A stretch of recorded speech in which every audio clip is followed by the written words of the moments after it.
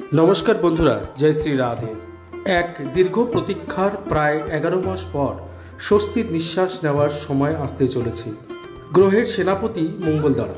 ইনি সেই মঙ্গল যার সৃষ্টি হয়েছিল দেবাদিদেব মহাদেবের মাথার ঘাম থেকে।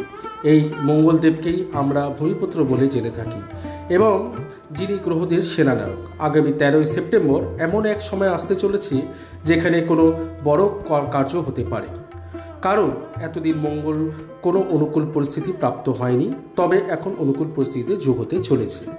দেখুন বন্ধুরা, পুরো বিষয়টি নিয়ে ডিটেলসে বলছি যাতে আপনাদের বুঝতে সুবিধা হয়। ঠিক 20 অক্টোবর 2025 এর সেই দিন ছিল যেদিন মঙ্গল মিথুন রাশির দ্বিতীয় ঘরে অর্থাৎ ধনস্থলে গোচর করেন এবং এখান থেকেই শুরু হয় ক্ষতি হওয়া। মঙ্গল হলেন লাভেশ, অতএব এই মঙ্গল যখন ধনের ঘরে প্রবেশ করেন এতে মিথুন রাশির জাতকদের শুভফল পাওয়ার কথা ছিল, কিন্তু সে স্থানে মঙ্গল নিচস্থ হওয়ায় আশানুরূপ লাভ আপনারা কিছুই পাননি। কারণ অগ্নিতত্ত্বের গ্রহ মঙ্গল জলতত্ত্বের ঘরে প্রবেশ করার ফলে সঠিকভাবে বিশেষ ফল লাভ আপনারা করতে পারেননি। এরপর বক্রী হয়ে মঙ্গল প্রবেশ করেন মিথুন রাশিতে, পুনরায় মার্গী হয়ে প্রবেশ করেন দ্বিতীয় ঘরে। প্রায় 7 মাস পর্যন্ত সময় উক্ত দুটি ঘরে মঙ্গল অবস্থান করেছিলেন। এরপর আসে 6 জুন, যেদিন মঙ্গল গোচর করেন তৃতীয় ঘরে, যেখানে আগের থেকেই কেতু মহারাজ অবস্থান করেছিলেন। এতে একটি যোগের সৃষ্টি হয়েছিল যাকে অঙ্গারক যোগ বলা হয়। এই সময় আপনারা কিছুটা সফলতা হয়তো পেয়েছিলেন, অথচ মনে হয়েছিল যেন জ্বলন্ত অঙ্গারের উপর দিয়ে চলেছেন, অর্থাৎ কিনা প্রচুর পরিশ্রমের পর কিছুটা সফলতা হয়তো পেয়েছিলেন। তাই সেই সময়কে খুব একটা পজিটিভ বলা যায় না। এর পরের সময় আসে 28 জুলাই থেকে 13 সেপ্টেম্বর পর্যন্ত, যেদিন মঙ্গল প্রবেশ করেন আপনাদের চতুর্থ ঘরে অর্থাৎ নিজের সবচেয়ে বড় শত্রু বুধের ঘরে। এখান থেকে মঙ্গল প্রতিকূলতার সম্মুখীন হন এবং মানসিক অশান্তির মধ্যে আপনারা পড়ে যান। এরপর আগামী 13 সেপ্টেম্বর মঙ্গল প্রবেশ করবেন পঞ্চম ঘরে এবং 27 অক্টোবর পর্যন্ত এখানেই অবস্থান করবেন। এবারে এর প্রভাব নিয়ে আলোচনা করছি, একটু ভালোভাবে বোঝার চেষ্টা করবেন।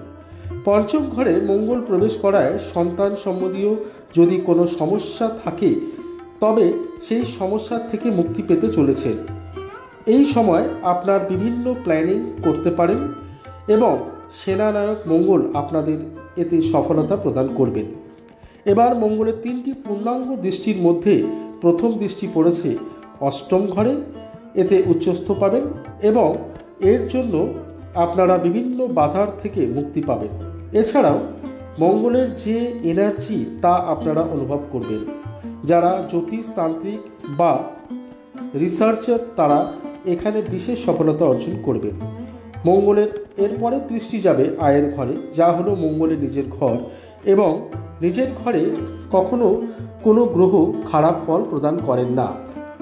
কেরিয়ারের ক্ষেত্রে বা আয় উন্নতির দিকে যদি কোনো বাধা থাকে তবে সেই বাধা দূর হওয়ার সম্ভাবনা তৈরি হবে এবং আশানুরূপ ফল আপনারা পেতে চলেছেন।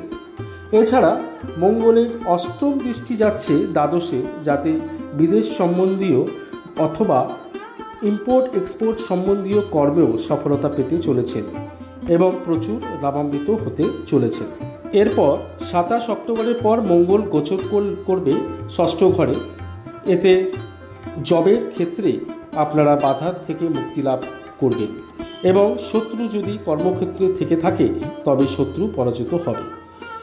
এর 1.5 মাস পর মঙ্গল নিজের মিত্র রাশি গুরু রাশিতে প্রবেশ করবেন, সেখান থেকে আপনারা শুভফল পাবেন।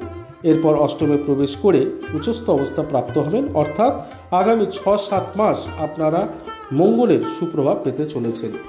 আশা করি আপনারা বিষয়টি ভালোভাবে বুঝতে পেরেছেন।